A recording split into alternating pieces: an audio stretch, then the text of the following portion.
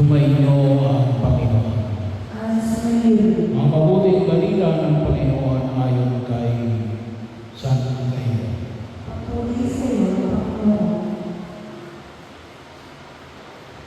Si Judas Iscariote, isa sa 12 ay nakipagkita sa mga punong saserdote. Ano po ang ibibigay ninyo sa akin kung tulungan ko kayo madakip si Jesus? Tanong niya.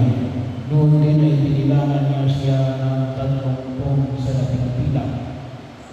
Mula noon, humarap na si Judas ang pagkakataon upang may pagkalulong si Jesus. Dumating ang unang araw ng kapistahan ng tinapay na walang libatura. Lumapit kay Jesus ang malagada ng tanong, saan po inyong ibig na ipaganda namin kayo ng unang Pampaskwa? Pumunta kayo sa lungsod, hanapin ninyo ang tanong ito.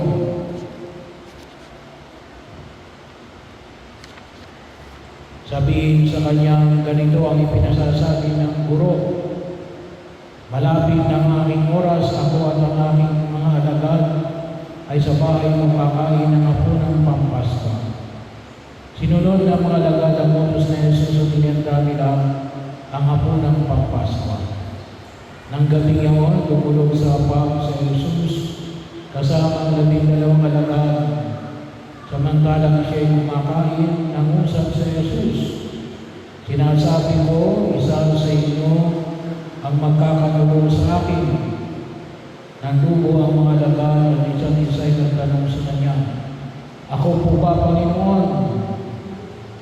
Sumagot siya, ang kasabay kong sumausaw sa mangkok ang siyang magkakanulo sa akin.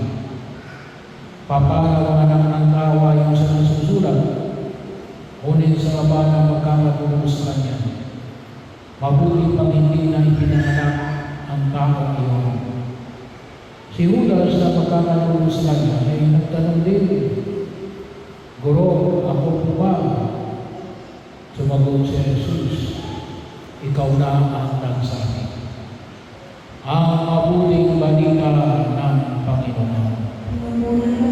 Panginoon,